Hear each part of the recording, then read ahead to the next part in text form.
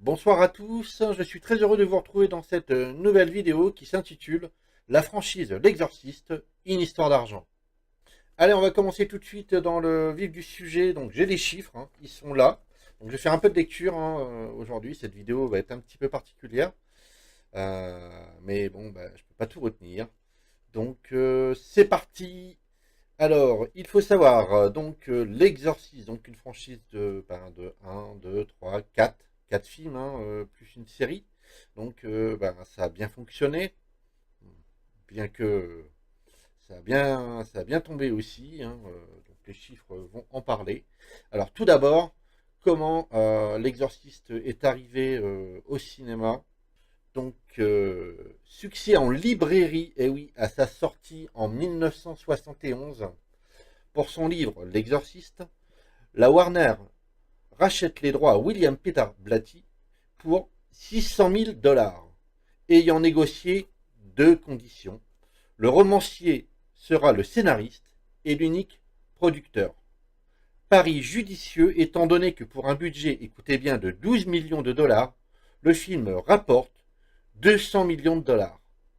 Quelle excellente journée pour un exorcisme. Une rentrée donc d'argent de 188 millions de $ qui donne les moyens de faire une suite en 1977 avec L'Hérétique.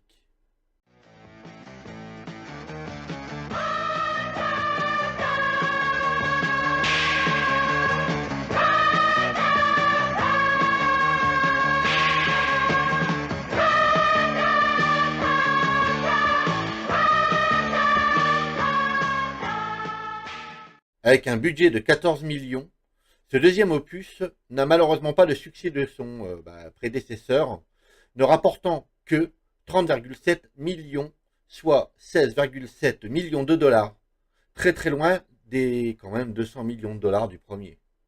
William Peter Blatty écrivait donc la suite de son roman L'Exorciste appelé Légion en 1983 et le réalisa tout seul comme un grand en 1990 pour le cinéma.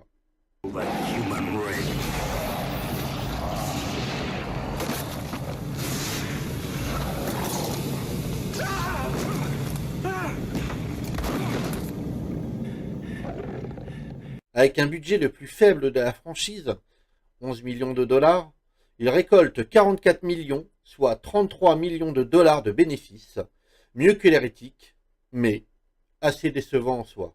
La franchise L'Exorciste n'intéresse-t-elle plus personne? Est-elle définitivement enterrée? J'ai envie de vous dire, malheureusement, non. Une des plus mauvaises idées d'Hollywood a été faite, en faire un préquel. En 2005, L'Exorciste Dominion fut un échec colossal lors de sa sortie en salle. The faith of the saints casts you out. The blood of the martyrs casts you out. The heavenly hosts of all those saved and in grace casts you out. Non seulement l'erreur a été faite, mais en plus en font une deuxième en reprenant les quelques scènes, voire même beaucoup de Dominion, en rajoutant des effets beaucoup plus spectaculaires qui ne sauvent malheureusement pas le film. Viens t'asseoir près de nous, Lancaster. Je promets de te battre l'ordre. Joseph, sauve-toi. Il est à moi. Sauve-toi.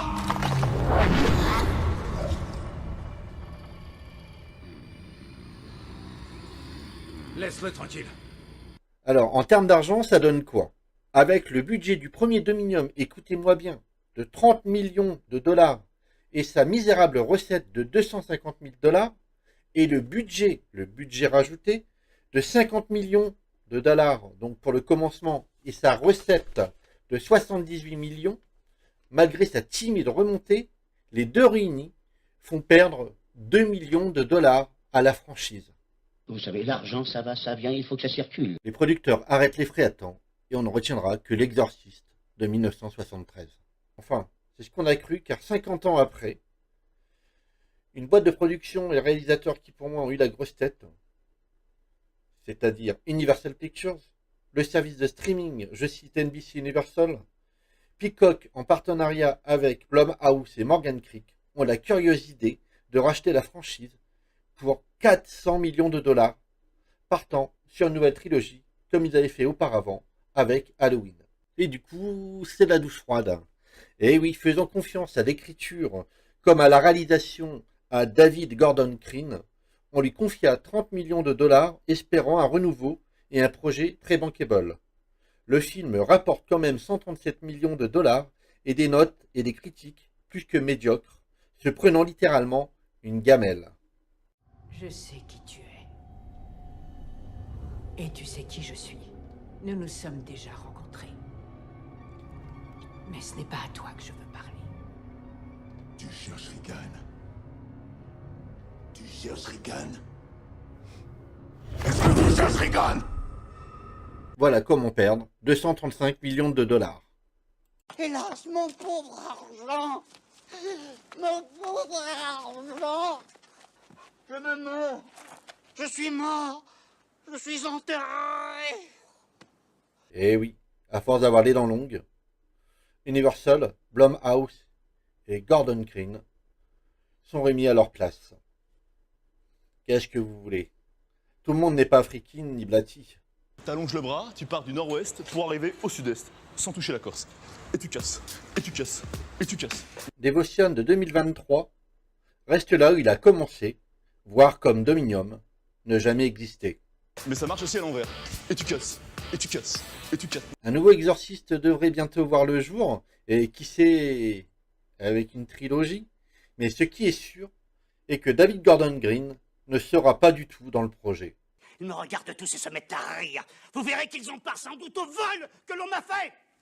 Allons, vite, des commissaires, des archers, des prévôts. Avant qu'il parte, j'aurais juste un petit message à lui donner. Monsieur Green, le fan service, ça suffit pas.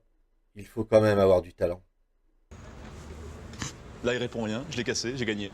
Tu peux y arriver.